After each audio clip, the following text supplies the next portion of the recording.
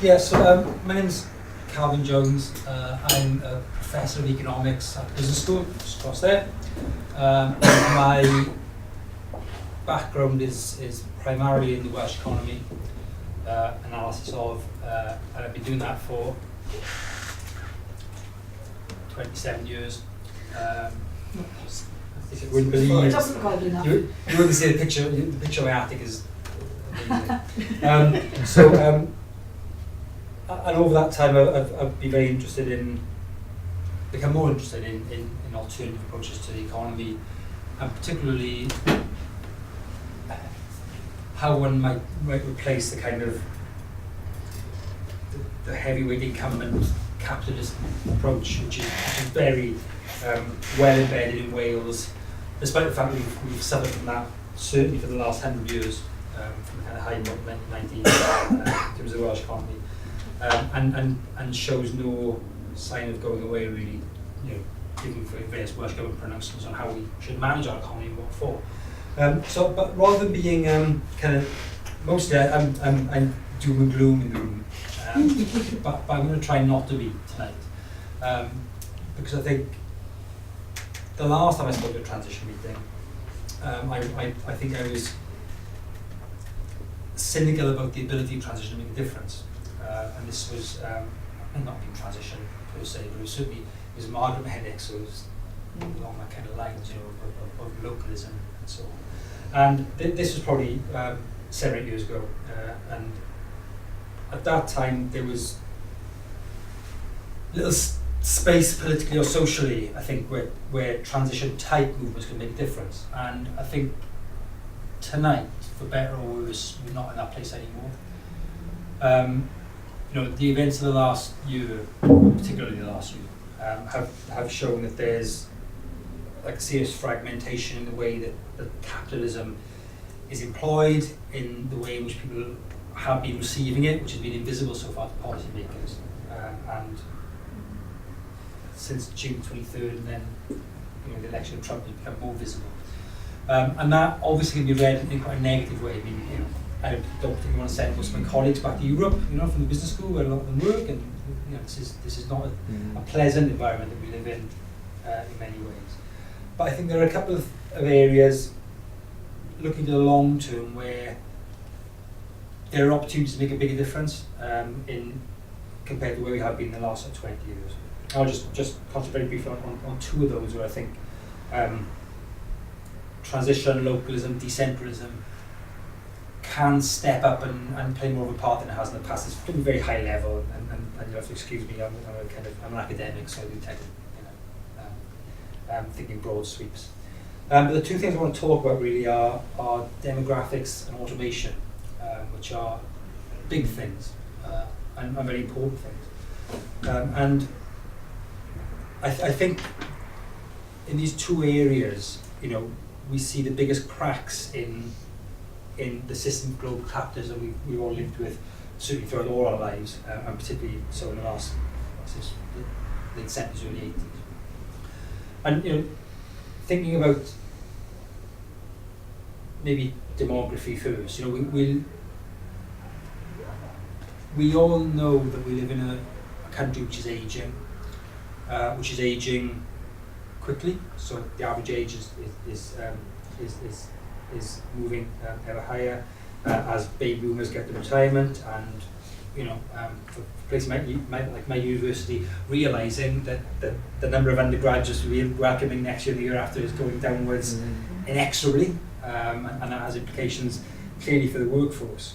And what this means is that elements of social function which have formerly been boring and mundane and largely ignored are going to become more important. And if you look at the way in which we've thought about particularly health and social care and elderly care in the last 20 or 30 years, it's been the stuff that has been left over to be dealt with the tax receipts we've got from the kind of high value, competitive, export oriented service economy that we've been increasingly moving to since the mid-80s. That's not the case anymore, because fairly soon, even people looking as young as me will be in a state where we're not very productive anymore and will require looking after. It's a fact, unfortunately, that older people tend to be less productive economically than younger people. I certainly know that I'm becoming more boring and grumpy as I get older and far less willing to be innovative, and I try my best, but my dynamism sometimes, especially in the face of my 5-year-old, sometimes flags. And that's a challenge, it's a real challenge, because in 2005 there were 4 people of working age in the UK for every dependent, largely old person or child, but increasingly old person. By 2050 there'll be 2 people of working age per old person. So the tax revenues of 2 working age people will have to look after 1 old person largely, as opposed to the tax revenues of 4 people looking after 1 old person. And this is a transition, this is a shock to the national economy, which is hugely appreciated. I think if you look at the debate around the terrible position of Japan in the last 20 years now, I remember when Japan had a lost economic decade, it's now had lost 20 years economically. And the story is bad banks and lack of innovation and so on. I think a lot of the reality is Japan's just very old. And Japan has spent a lot of its money looking after its old people properly, or better than we do. And that raises questions as to how we will reconfigure our economy and society to ensure that people who are getting older receive decent care within contexts which are genuinely social rather than commercial. And that's an area that I think transition type movements have been less involved in, if only because in the past there's been not much institutional space there, because it's something the local authorities did. Just somebody else did that. We just went into a home when we got older, and maybe they make us sell us our house, maybe they wouldn't, but we could do a home. It's clear that both at Welsh level and UK level, governments are kicking that can into the long grass and have been for a long time. And in England, we work with my colleagues, Manchester, Carol Williams, for example, this, suggests that the default option is a Travelodge approach to old people's homes. So a big square building, made of bricks, with a little office at the front, where a single person looks after 200 old people. And that's not so right around there. And it strikes me that this will take, yes, decades to unfold, but it's already unfolding. And if people are interested in decentralized productive approaches, decentralized services, whether they're decentralized food production, might also want to think about how you decentralize adult care in a way which responds to the needs of those people as people rather than as lumps of paying flesh. And that's very, very difficult. But as it becomes more and more clear that an austerity-based government can't do that, the space will open up. And I suspect that what is now a very regulatory, kind of a very complex regulatory environment will move to a place where local groups who want to move in, somebody mentioned co-housing earlier, and it strikes me that you can't really think about this without thinking about the role of extended families and co-living and complementary household groups doing things for each other. Government can't think in that way. Governments of any spatial scale, whether it's local authorities up to UK and even EU governments, can't think about how communities function, particularly communities of place. And we've seen in the last 30 years that communities of place have been at the back of all the queues in terms of policy, interest and influence. But that's one area that I think has significant opportunity to rethink how we can protect welfare, protect economic and social function into the next 20, 30 years. And I'm thinking about it. My business group's thinking about it. We're looking at different models of social care. And I'd encourage you to just think about whether the stuff that you do can encompass that kind of approach to trying to think about how we provide high quality life experience throughout the entirety of our life at relatively low economic and carbon cost. And somewhat linked to that is this notion of the widespread automation of work, which started off as being, I mean, this is effectively what got Trump into power, what's driven Brexit. There's a class of people, a lot of them concentrated in the valleys of South Wales, who are economically obsolete, who don't have skills which are saleable, which therefore can't find jobs in the big employment centres like Cardiff and places along the coast. And that's not, well, that's partially because of competition from Asia and other places, but it's also largely due to the impact of technology on jobs and starting off at the blue collar level, robots building cars, you know, but increasingly we're talking to one of our big corporate partners, which is a large accountancy, a global accountancy partnership, one of the big four of those, who is expecting to sack 40,000 people over the next 5 years due to the impact of automation on your mid-level accountant, who will no longer need to be a person, who can now be a computer program in the same way as is already happening in insurance and other places.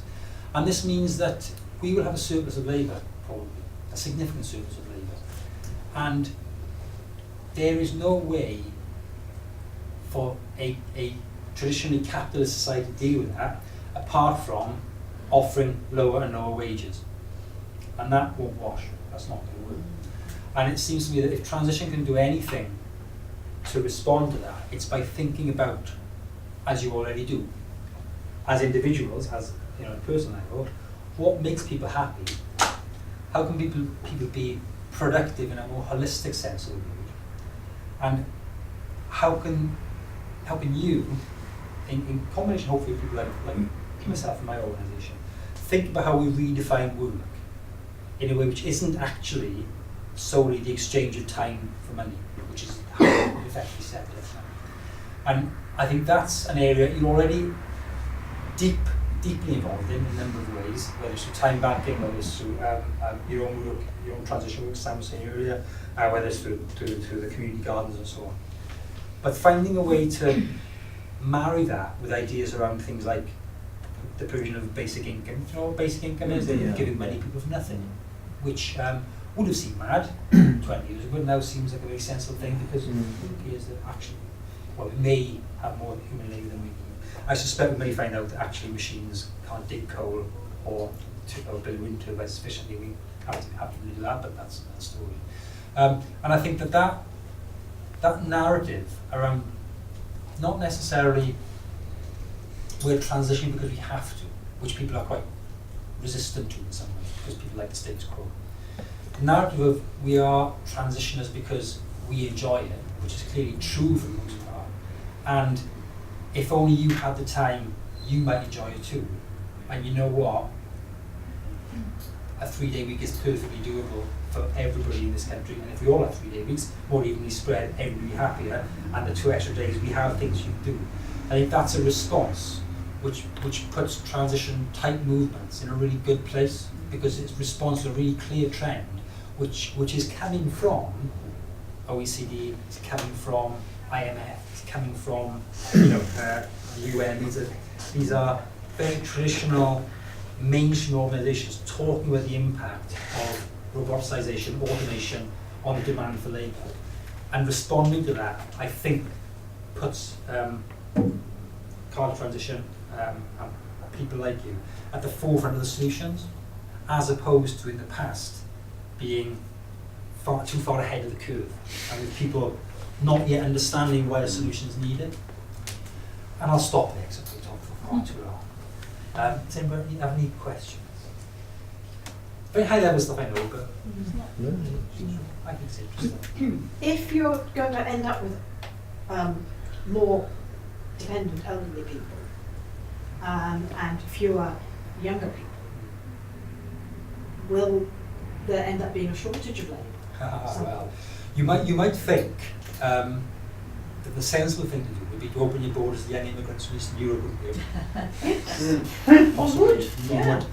However, rather than sending them packing. at the moment, that doesn't seem to be the case. And I think that these two things, and this is why there will certainly be a shortage of labour, but I think it'll be very sector specific. So what you'll find is at the moment, as soon as wages go up in something like the insurance sector, you will be able to replace not everyone, lots of people who work in British Gas and Amber right now will be surplus.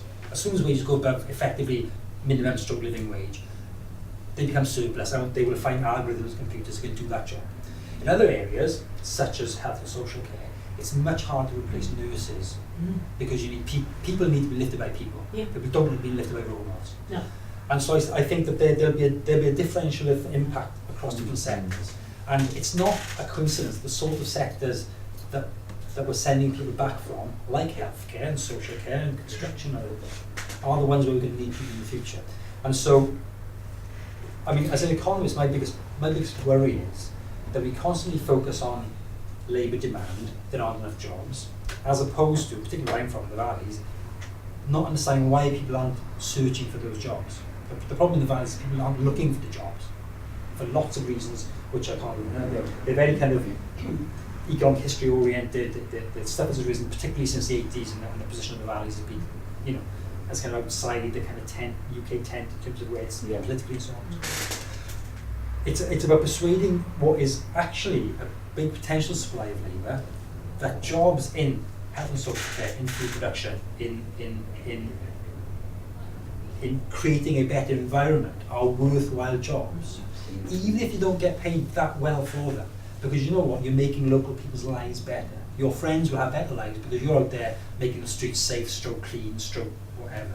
Now that, at the moment, that narrative is invisible in the kind of, certainly even in the Welsh government, which is better than the UK government, there's no narrative that says, for example, we don't want, the Welsh government wants growth firms, growth companies. It doesn't want good companies.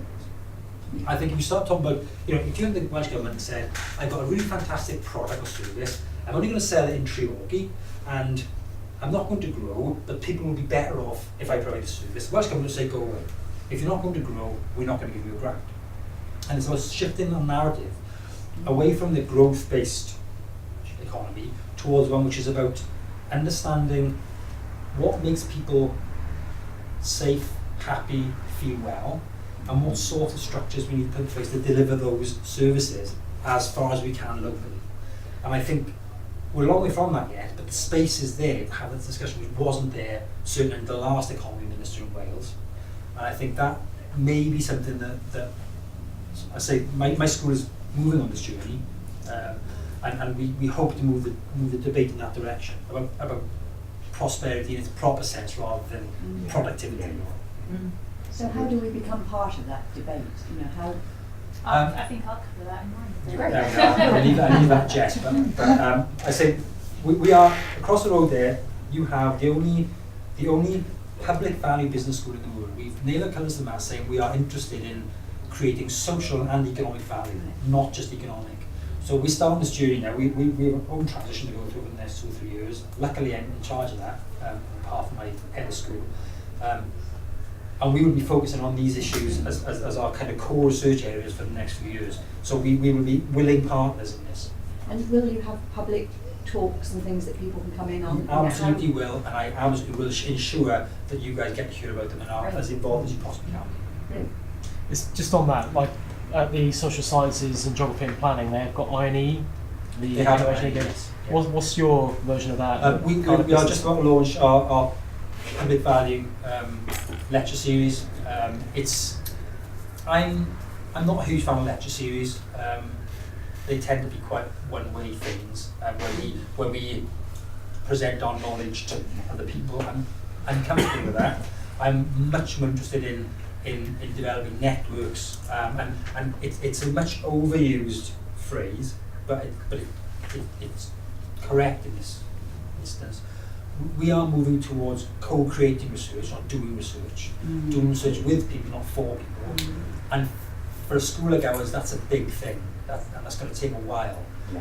We are absolutely intent that we will teach our students in a completely different way. That my boss says that we will instill in our students a sense of moral sentiment. I say don't say that, but I know what he means. It's actually teaching or enabling the learning of students who are critically engaged, socially aware, Now, we're a long way from that at the moment, but we are starting on this path to actually not just turn the hand on a load of new accountants or a load of new economists. And we don't know how to do that yet. But we are determined that that's what we're going to do, because we've got staff who don't like the business school context of just being, we don't want to build a better McDonald's. That's not really where we're going to work. So we've found expression inside of public value, of encompassing social improvement as well as economic improvement and ecological improvement as well, which I'm very keen on myself. And that's something we'll be doing. Well, if I retire with it half done, I'll be happy. Does decentralisation mean independence? For Wales. I have a real difficulty with this because with no offence intended, I don't really trust anyone from Cardiff. So if it was independence for the Ronde Var, or maybe Upper Ronde Var, I might be on board. Taking that Cardiff is to Wales as London is to I got a paper on this. I got 10,000 words on that. But I absolutely think that an independent Wales would probably be a better context to push this forward. My issue with it is I kind of don't think Wales exists. You know, I think there's two Wales, at least two Waleses. At least two Waleses. And my Wales is a Wales not based at all on language, for example. And lots of my friends' Wales is absolutely based on language. I think those tensions at the moment wouldn't give us a coherent vision with which to go forward on a transition path, because we have to work those out. It's clear with the debate, you know, over Brexit and stuff. The first thing we have to do is reintegrate our working class populations with our metropolitan elites and with the rural population of Wales to actually uncover a vision with which we can drive towards something like independence. What I think now is, if we became independent tomorrow, we'd be a little England, and that wouldn't be helpful. So I've got attention. It's that economic model for the whole of Wales, isn't it? And not just being South-centric. And at the moment the problem is Wales. You know, I mean, Mark Hooper always hassles me about this. I've been indicated. And I say, I've just tagged him into it. There we are. I say to him, you know, I said I would be in favour of independence for Wales, but I'm just not really. I don't like colonial administrative areas. You know, it didn't work for Zimbabwe, did it? And the problem is Wales is a colonial administrative area. We were invented effectively by England, by the bit England let us keep. Now that's a historical fact, and we have to assimilate that in whatever version of Welshness is going to take us forward into the rest of the 21st century. We're not there yet. And I think that Leanne's probably got this right. She knows that, and she's building towards something that she sees as being sellable to the wider population of Wales. And I think that is about community. It is about something which is a bit left of centre, not right of centre. It is about Wales being a community of communities, not a hierarchical pyramidal structure with the Cardiff Bay at the top. But until we've worked all that through, I think independence is premature. I absolutely think, particularly where the UK is, independence absolutely would be a less worse option than what we have now. But for independence to work long term, I think we need to understand, and I'm again, something I'm really kind of torn about, but the city region, right, is really makes my teeth go on edge. But as an economist, I can see how, if you're going to build, say, a zero carbon Wales, fully renewable Wales, you would build 5 or 6 fully self-sufficient in energy, fully renewable city regions, or patchwork of things, and you join them together to make a fully renewable Wales. You wouldn't start at the top level. So again, I think there's something about proper devolution, you know, and again, the city region approach and model is really problematic. But the idea that the more you can move autonomy down, I think the closer you get to something. And then I can imagine a city region where, or a Wales, where South West Wales, or Swansea Bay, whatever they call it, is very different to South East Wales, which is very different to Gwynedd. Yeah. But we're all happy in our different version of Welshness. It's almost like the World Spatial Plan. Almost like the World Spatial Plan. That is much cooler as to Yorkshire. And you know, and I think that it's, at the moment we don't have the confidence politically or socially to admit there are very different sorts of Welshness. And it's all like, you sort of said about language, trying to get stuff at the moment. The the stuff that's going on there uncovers this huge kind of, anxiety about the Welsh language, which, and it's hard to get beyond that to talk about different sorts of Welsh. And the fact that, if South East Wales was a Wales where not many people spoke Welsh, it wouldn't matter. My God, you can't say that, you can't say that, can you? Well, it might be true, because frankly, north of the M4, not that many people speak Welsh day to day, it's just true. Once we get to that place where we're comfortable in that, and maybe it'll take another 20 years of devolution, comfortable in that difference, then I think we might find more grounds to support for independence. God, I do go on, I was going to get a train, wasn't I? Yeah, I was sort of interested in automation jobs and the kind of idea of how much control we have over the future that we want to create. And particularly when I'm thinking about technology and automation and the global sort of forces that kind of control the technology that we use and how much say we get in how those things are created. So take Facebook, it's built in Silicon Valley, now 2 billion users type idea. And there's other technologies which you could probably draw similar links to. I'm just interested in that versus a local agenda.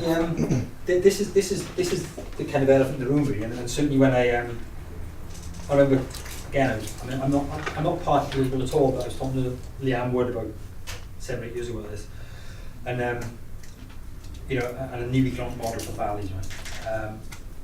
And I said, you can't build a sustainable model of Wales or the valleys or anywhere else if all this money leaks out to Netflix and to Apple and to via Tesco's or whatever else. And the only way you can square that circle is by either inventing your own platforms or not using them at all. I was talking to Suggest earlier. The only freedom you can have is not wanting stuff, isn't it? And I'm as guilty as anybody else. Well, not quite as guilty as Nigel is in terms of use of things like social media. But you can't pretend you can have the services without giving something up, because everything you post on Facebook is half owned by Facebook, and everyone knows about you, and so the frustrating thing is the reason Facebook is so dominant is pure network economics, in that once you've got one, like eBay, once you've got one dominant platform, there's no space for another. It's a natural monopoly. There's no space for any other providers there. But you know what? You could set up a server with a chat service on it tomorrow for pennies, and you could all join it, and you wouldn't have to go near Facebook ever again. So just do it. But if you don't do it, then you'll always be on that tension of using the tools of mass media at the same as kicking against mass media. And you'll be a pet, won't you? We're all pets as long as you use those tools. We're just all pets, and we'll be allowed to as far as until somebody says, we can't put that to it.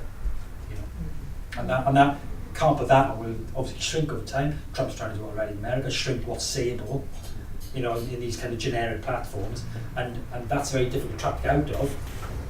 But with all due recognise you're in the trap, I suppose.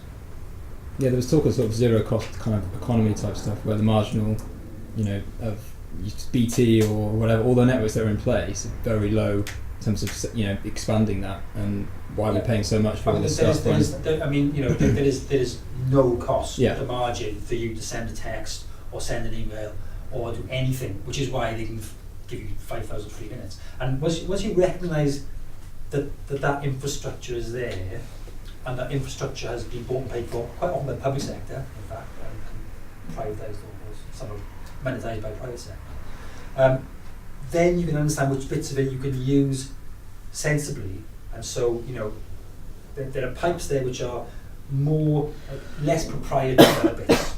So you can go the whole hog onto Facebook, or you can do things which use the physical infrastructure but don't use the service element, which is typically where they capture the value and where you give up IP and you give up freedom, if you like. And it's understanding where you want to be on that continuum, I suppose. Not use it at all, just go live in the woods, live not anybody, or be fully immersed. And some part of that continuum is where you're comfortable, isn't it? Open source and avoid Facebook. Don't touch Facebook and use open source. It's easy to say, it's harder to. I don't use Facebook, but that's because I've got Steve Jobs. So 2 points. It's quite interesting the way that Spain has decided to go, isn't it, with their global population. They just appointed a minister to encourage increasing birth rate. Yes, that's right. Yeah, yeah. Because I mean, and they. Equally, Job. Yes. and And the other one that comes in about robots in healthcare. Yeah, be cautious on that because I know that they are developing them. They're developing them to, certainly for pill Oh yeah, distribution, yeah. distribution, and for some reason for old people to keep them company. I certainly think there are risks, but if that will never be as good as a person. It's about the frustrating thing is at the moment. If you wanted to. If you had a robot talking to a person for an hour, right, the company would get tax breaks on the robot. If you had a person talking to a robot for an hour, the person would pay income tax on the wage they earned when you pay. So it's not a level playing field. You tax labour, you don't tax robots, right? You give money to subsidies. Which do you think's lower carbon, a robot or a human? My suspicion is we're going to find out that robots are very high carbon, but we don't know it yet. That's my suspicion. I don't know. I've not seen any numbers on it. Humans are quite high carbon. But my suspicion is that once you factor in The life production cycle and use production. and dismantling, whatever, I think robots will turn out being extremely high carbon, which is why I think maybe this automation won't happen quite as fast as we expected. The idea, so you talk about money leaking out. Basic income, I think it's a great idea, but where the money needs to come from somewhere to pay for everyone. And if you tax your economy to pay for basically all the big companies just going to leave. Well, not necessarily, but it's going to give them high taxes, means they're probably going to try and find somewhere else and not pay you the taxes. Yes, yes. So then you're probably. So I highly doubt England's going to be the first country to integrate it. There's some countries out there with high tax, I think like Scandinavia. Yeah. And I think it's great, but how do you stop the companies from just going away with the money you need for basic income? I'm extremely ambivalent that basic income can work under the current paradigm kind of system. I think it's you can't paste it onto an existing effectively low tax, low spend capitalist economy, which is interesting. Why it's Finland's trying it in any kind of there's a fairly widespread pilot in Finland.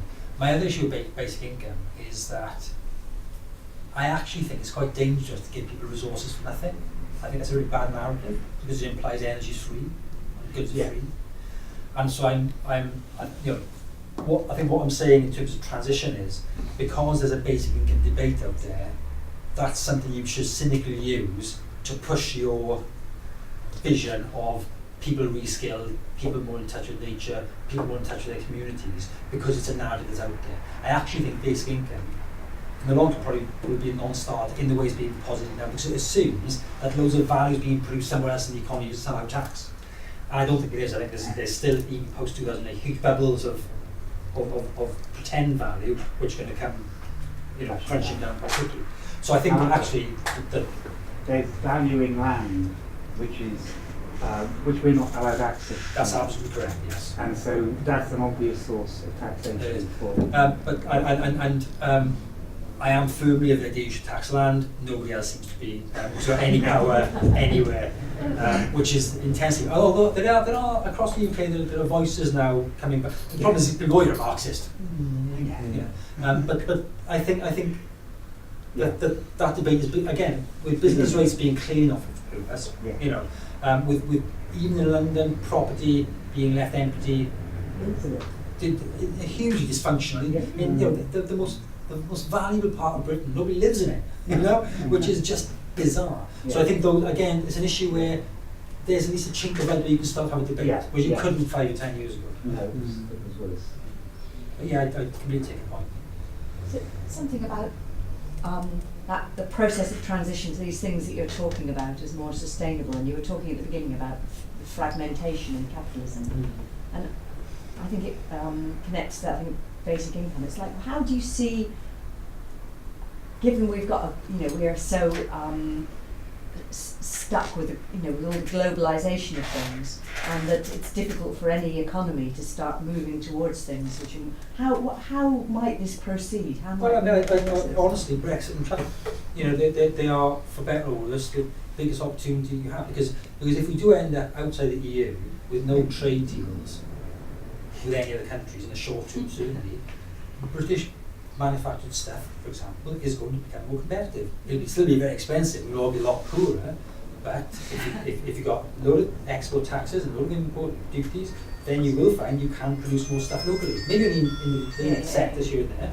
And it may mean that if the pound remains on the floor, you won't be able to afford to go to Barcelona for a weekend at the drop of a hat, and you will actually choose to go to Pembrokeshire instead. So I think those sorts of opportunities, that forced localization, if you like, are things where you can see where what will happen is naturally, as if Brexit happens the way it appears to be happening, which is chaotically, life will get much more expensive. Yeah.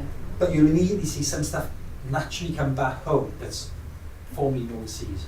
So stuff which has probably left the most recently will start to come back. So when there's a new factory building tractors, which are very heavy and which are reasonably high value-ish, you might find a tractor factory open in Perth again. One closed, a JCB factory closed a few years ago. So you might find bespoke car manufacturing at the very high end. Actually, more British cars are built and bought in Britain than has been the case in the past, because we can no longer export into the EU, and those companies who have facilities, you have to redirect that towards British consumers. So you might find that happen as an accident, but that will show where the opportunities are to start to relocalise maybe a bit more formally. But I mean, it's a very contingent kind of, I say, chaotic and not best practice way of doing it, but at least those pressures now will come to bear. And the same with migration. If we don't let people in who are young and try to look after us, we'll have to reconfigure our care environment. We won't have enough young people, so we have to persuade strapping young men to look after little old ladies in the valleys. Yeah, not in that sense.